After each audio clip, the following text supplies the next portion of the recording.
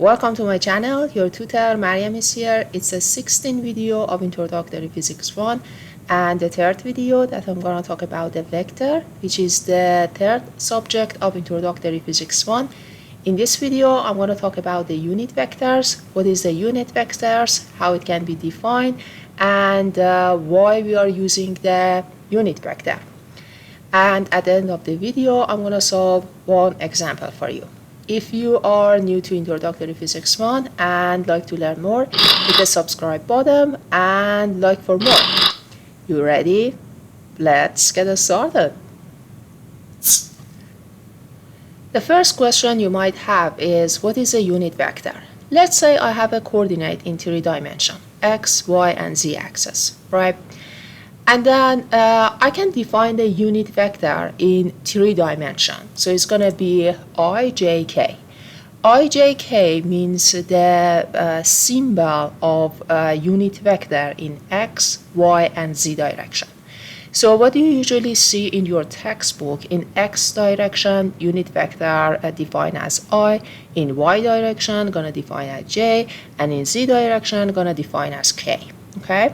And the only reason we're using the unit vector is to define the direction of the vector. If you remember from the last video, vector should be defined with the direction. Otherwise, that doesn't make sense when you talk about a vector. So it must have a direction. And the way we can define the direction is using the unit vector. Unit vector is dimensionless and the magnitude is always 1. And again, we use the unit vector to define the direction of vector. Otherwise, there is no purpose to using the unit vector. So now let's look at the vector and see how I can define the component of vector based on the unit vector. Here I have a vector A. I'm gonna draw the component of vector, right? So here I'm gonna draw the vertical line to the x-axis.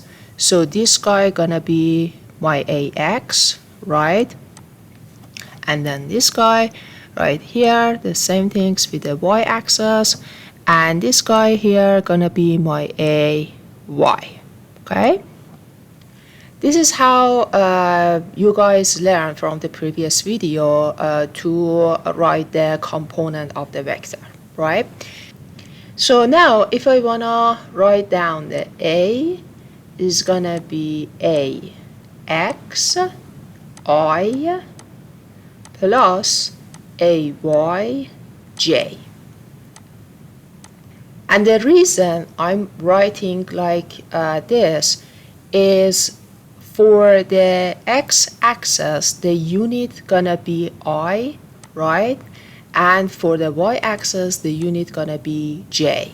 And in this way, if someone just look at this definition here, they can say, oh, okay, this guy right here, this vector, has 2 dimensions, is defined in 2-dimension coordinate, which has an x-axis, y-axis, y, because I'm defining this with the unit vector in I and j.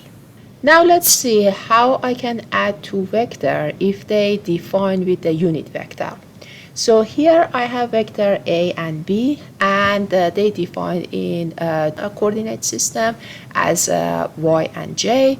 And now for A, I can have ax in unit I, and then ay in unit j, right? And this is for vector A, plus for vector B, I have bx in y in I, and then by in y-axis, right? Here the key is only x-axis can add together and only y-axis can add together.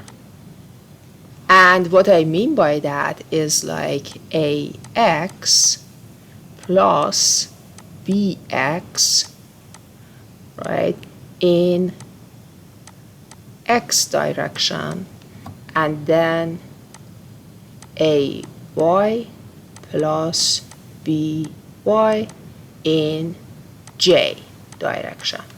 This is the way I can write the result of these two vectors.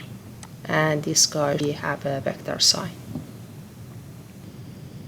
But what about the magnitude? So I know my Rx gonna be, let's define this guy as Rx, and this guy gonna be more Ry, right?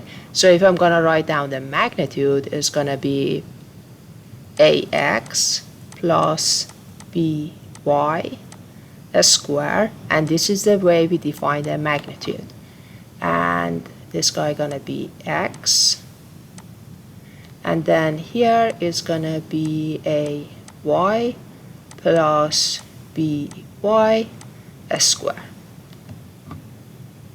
So the only things in unit vector you have to be careful is like adding the x direction together and y direction together, because if you just think about it, it doesn't make sense you add x and y direction together and call it as a same unit vector, because they don't have a same unit vector. One of them is in x direction, the other one is in y direction. So that's the only things you should be careful.